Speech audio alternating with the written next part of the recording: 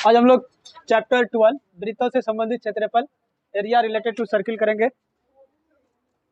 सबसे पहले हम लोग इसमें जो होता है उसको देखेंगे। ये 5 to 8 मार्क्स का पूछता है। सबसे पहले ये वृत्त क्या होता है, तो वृत्त एक बिंदु पथ होता है, ठीक है। वह बिंदु पथ जिसकी किसी निश्चित बिंदु से दूरियां हमेशा समान होती है, वो निश्चित बिंदु केंद्र कहलाता है और वो निश्चित दूरी जो है वो त्रिज्या कहलाती है। इस वृत्त की ये जो पूरी बाउंड्री है इसको हम लोग परिधि कहते हैं, सरकमफ्रेंस, और इसकी पूरी लंबाई को परिमाप कहते हैं, पेरीमीटर। और ये कितना होता है, तो 2πr या πd, जहाँ r इसकी त्रिज्या है और d अगर देखें तो त्रिज्या का डबल यानी व्यास डायमीटर, d से डिनोट किया जाता है, त्रिज्या का दुगना होता है। और अगर r निकालना हो तो d का आधा करेंगे। ये पूरा वृत्त 360 डिग्री का चाप होता है, आर्क ऑफ एंगल 360 डिग्री। ये एक आर्क है 360 डिग्री के कोण का। 360 डिग्री के चाप की लंबाई कितनी होती है, तो ठीक इसकी परिधि के बराबर 2πr या πd। लेकिन इसको जब हम आधा कर देंगे, बीचों बीच काट देंगे, तो ये 180 डिग्री का चाप हो जाएगा। हम इसको अर्धवृत्त कहेंगे, सेमी सर्किल। और इसकी परिधि की अगर बात करें तो ये यहाँ से लेकर यहाँ तक की लंबाई को इसकी परिधि कहेंगे। और ये कितना होगा, तो पूरे वृत्त की परिधि का आधा होगा c/2 यानी 2πr/2, 2 कट जाएगा πr। ये 180 डिग्री का चाप है, तो इसकी लंबाई अर्धवृत्त की परिधि के समान होगा, जो कितना होगा πr। अर्धवृत्त का परिमाप अलग होगा। अर्धवृत्त का परिमाप क्या होगा, तो हम इस फिगर में देखेंगे। ये अर्धवृत्त है और इसकी परिमाप की जब बात करें तो ये समतल आकृति की पूरी जो बाउंड्री है, परिसीमा है, इसकी कुल लंबाई को परिमिति कहेंगे। और ये देख लो कि ये 2πr में से πr है, आधा है, प्लस ये 2r है, इन दोनों को भी ऐड किया जाएगा। तो इस तरह से अर्धवृत्त का परिमाप πr प्लस 2r होता है। यहाँ से r कॉमन लेते हुए पाई प्लस 2 ब्रैकेट में। फिर इसके बाद चाप की लंबाई, लेंथ ऑफ एन आर्क। ये एक आर्क जो है, वृत्त क्या है, एक आर्क है, चाप है, कितना डिग्री का, तो 360 डिग्री का। 360 डिग्री के चाप की लंबाई 2πr होती है। यहाँ देखो चाप होता क्या है, वृत्त पर के किन्हीं दो बिंदु वृत्त को अलग अलग भाग में बांट देता है, यही भाग उसका चाप कहलाता है। ए बी, ये एक छोटा सा भाग है, इसको लघु चाप कहेंगे, लघु चाप ए बी।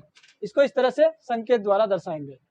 लेकिन ये वाला जो चाप है, जो बड़ा चाप है, इसको हम लोग क्या कहेंगे, दीर्घ चाप बी ए। ये एरो बता रहा है कि ए से बी की तरफ, फिर बी से ए की तरफ, बी ए। यहाँ इस छोटे से चाप द्वारा केंद्र पर कोण बना है थीटा, और बड़े से चाप द्वारा केंद्र पर बना है कोण 360 डिग्री माइनस थीटा। पूरे चाप की लंबाई यानी पूरे वृत्त की लंबाई 2πr, 360 डिग्री का चाप, 1 डिग्री का चाप के लिए इतना, तो थीटा डिग्री के चाप के लिए θ/360 2πr। ये इस चाप की लंबाई है जिसको हम लोग लघु चाप ए बी कह सकते हैं। और इसकी लंबाई क्या आया, θ/360 2πr। जब ये लघु चाप निकल गया तो दीर्घ चाप भी निकाल सकते हैं। इस थीटा का मान अब बदल जाएगा 360 माइनस थीटा 2πr। ठीक है, यहाँ तक समझ में आ गया है।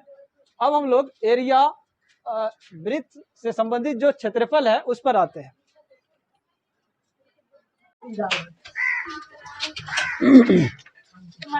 अब हम लोग त्रिज्या खंड, वृत्त खंड और फिर वृत्त और अर्धवृत्त के क्षेत्रफल को समझेंगे। वृत्त की त्रिज्या अगर r हो तो इसका क्षेत्रफल, ये पूरा एरिया πr² होगा। और अगर इसका आधा कर दे यानी अर्धवृत्त का क्षेत्रफल देखें तो इस क्षेत्रफल का आधा हो जाएगा πr²/2। वृत्त का क्षेत्रफल πr² और अर्धवृत्त का πr²/2।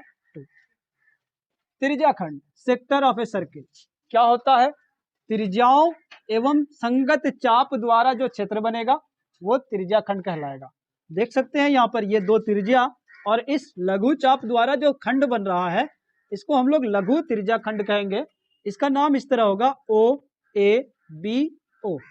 ठीक है, ये पूरी बाउंड्री को कवर करना है, इसलिए O से चलकर फिर O तक पहुंचना है, लघु त्रिज्या खंड। और ये ऊपर वाला क्या हो जाएगा, दीर्घ त्रिज्या खंड। ये पूरा जो एरिया दिख रहा है बड़ा सा, ये भी त्रिज्या खंड है। इस दो त्रिज्या और दीर्घ चाप द्वारा जो बन रहा है इसका नाम OBAO। ठीक है, ये दीर्घ त्रिज्या खंड।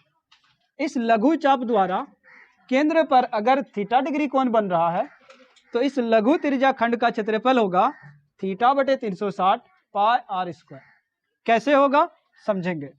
360 डिग्री का चाप या कहो 360 डिग्री का ये त्रिज्या खंड वृत्त होता है। 360 डिग्री का त्रिज्या खंड का क्षेत्रफल यानी वृत्त का क्षेत्रफल πr² होता है। 1 डिग्री का पाई आर स्क्वायर बाय 360 होगा, तो थीटा डिग्री का थीटा बटे 360 पाई आर स्क्वायर होगा। ये थीटा डिग्री का त्रिज्याखंड था जिसको हम लघु त्रिज्याखंड कहेंगे, और ये इसका क्षेत्रफल आ रहा है थीटा बटे 360 पाई आर स्क्वायर। वही अगर हम इसका दीर्घ त्रिज्याखंड का क्षेत्रफल निकालें तो थीटा का वैल्यू चेंज हो जाएगा, थीटा की जगह 360 माइनस थीटा लिखा जाएगा और इस तरह से ये क्षेत्रफल हो जाएगा। समझ में आ गया? अब आ जाते हैं वृत्तखंड पर, सेगमेंट ऑफ ए सर्किल। ठीक है, सेगमेंट ऑफ ए सर्किल। एक चीज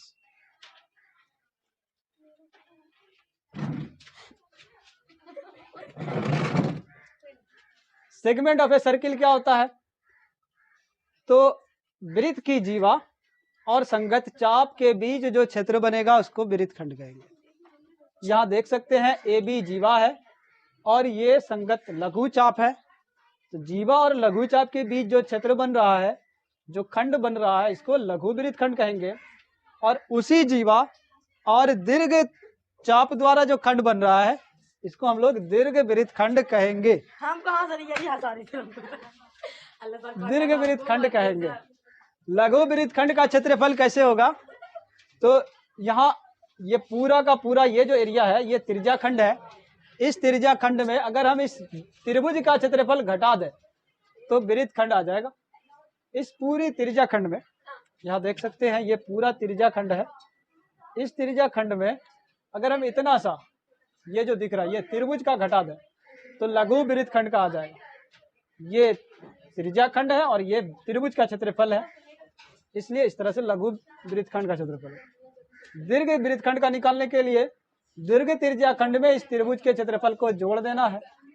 तो दीर्घ वृत्तखंड का क्षेत्रफल जो होगा, दीर्घ वृत्तखंड का जो क्षेत्रफल होगा यहाँ होगा 360 degree minus theta pi R square plus half R square sine theta. ठीक है, ये भी आ गया समझ में। अब एक और महत्वपूर्ण चीज वृत्तों से संबंधित क्षेत्रफल में विलय रिंग, ये वो क्या होता है?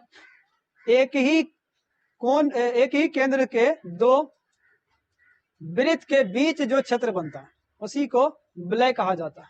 देख सकती हो ये सकेंद्रीय दो वृत्त है, एक छोटा और एक बड़ा। छोटे वृत्त की त्रिज्या छोटी आर, बड़े वृत्त की त्रिज्या बड़ी आर। तो यहाँ इन दोनों के बीच जो क्षेत्र बन रहा है, ये जो ग्रीन वाला एरिया है, इसी को हम लोग विलय कहेंगे। और इसका जो क्षेत्रफल होगा वो बड़े वृत्त यानी बाहरी वृत्त के क्षेत्रफल में भीतरी वृत्त के क्षेत्रफल को घटाने से आएगा। Pi R square minus pi R square, pi common है, बाहरी त्रिज्या का वर्ग घटा आंतरिक त्रिज्या का वर्ग। समझ में आ गया? इतना फॉर्मूला है इस चैप्टर में। अब हम लोग क्वेश्चन पर आते हैं।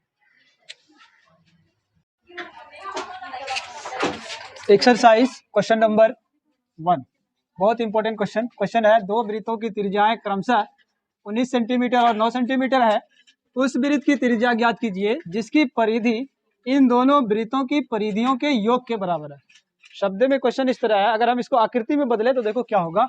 दो वृत्त है, एक की त्रिज्या 19 सेंटीमीटर कहा जा रहा है और एक की त्रिज्या 9 सेंटीमीटर, छोटी आर 9 सेंटीमीटर। कह रहा उस वृत्त की त्रिज्या ज्ञात कीजिए जिसका जो परिधि होगा इन दोनों की परिधियों के योग के बराबर होगा। इसकी त्रिज्या क्या होगी ये पता करनी है। अगर हम इसको R1 R2 कहें तो सही रहेगा, R1 R2, और इसको मान लो R। पूछा जा रहा है कि इस वृत्त की त्रिज्या क्या है जिसकी परिधि यानी ये जो C है इन दोनों की परिधियों के योग के बराबर है। C1 प्लस C2 बराबर किसके है? तो C के। ये दिया हुआ है, हम इसी से आगे बढ़ेंगे और R तक पहुंचेंगे। ठीक है, मान लेंगे यहाँ पर, माना उस वृत्त की त्रिज्या R है। उस वृत्त का मतलब ये वाला त्रिज्या R है। अब प्रश्न से दो छोटे वृत्त की परिधियों का योग उस बड़े वृत्त की परिधि के बराबर होगा। क्वेश्चन से परिधि के फॉर्मूला को बताओ क्या होता है? 2 पाई आर। तो यहाँ C1 यानी पहले वृत्त की परिधि है तो पहले वृत्त की त्रिज्या R1 और यहाँ पर 2 पाई R2 और यहाँ 2 पाई R। अब देख सकती हो कि यहाँ 2 पाई कॉमन है, R1 प्लस R2, यहाँ से 2 पाई कैंसिल। ये जो R है वो डायरेक्टली R1 प्लस R2 के बराबर है। तो अब यहाँ से R1 का मान रख देते हैं 19 सेंटीमीटर और R2 का रख देते हैं 9 सेंटीमीटर। यही मान आ जाएगा कैपिटल R का, कितना हो जाएगा 19 और 9 28 सेंटीमीटर उस बड़े वृत्त की त्रिज्या है। आ गया समझ में? ठीक है, उतारो। अब आ जाओ क्वेश्चन नंबर 2 पर। क्वेश्चन है दो वृत्तों की त्रिज्याएं क्रमशः 8 सेंटीमीटर और 6 सेंटीमीटर है। उस वृत्त की त्रिज्या ज्ञात कीजिए जिसका क्षेत्रफल इन दोनों वृत्तों की त्रिज्या क्षेत्रफलों के योग के बराबर है। पहले परिधियों के योग के बराबर परिधि को बता रहा था और अब कह रहा है क्षेत्रफलों के योग के बराबर क्षेत्रफल है। ठीक है, और कुछ नहीं है, बस त्रिज्या का मान बदल गया है और परिधि की जगह पर क्षेत्रफल कह दिया गया है। सिंपल है, उसी तरह होगा। R1 दिया हुआ है 8 सेंटीमीटर और यहाँ R2 दिया हुआ है 6 सेंटीमीटर। यहाँ क्षेत्रफल की बात की जा रही है तो हम इसके क्षेत्रफल को A1 कहेंगे और इसके क्षेत्रफल को A2 कहेंगे और ये बड़ा जो वृत्त है इसके क्षेत्रफल को A कहेंगे। अकॉर्डिंग टू क्वेश्चन ये होगा और फिर हम लोग आगे बढ़ेंगे। According to question A1 plus A2 बराबर A। ठीक है, हम इस A को इधर लिख सकते हैं, A1 प्लस A2 उस तरफ लिख सकते हैं।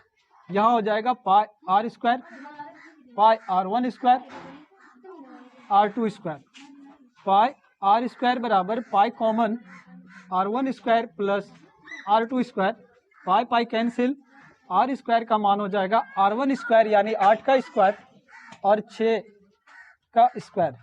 8 का स्क्वायर 64 और 6 का 36। ये R स्क्वायर का मान आ रहा है, कितना आया? तो R स्क्वायर का मान आया है 100, तो R का मान हो जाएगा √100 जो कितना होता है 10 सेंटीमीटर। इस तरह से पता चल गया कि जो बड़ा वृत्त है उसकी त्रिज्या कितनी होने वाली है 10 सेंटीमीटर। सेम है, सिर्फ कंडीशन यहाँ बदल गया है, पहले परिधि में था अब क्षेत्रफल में कंडीशन है। ठीक है।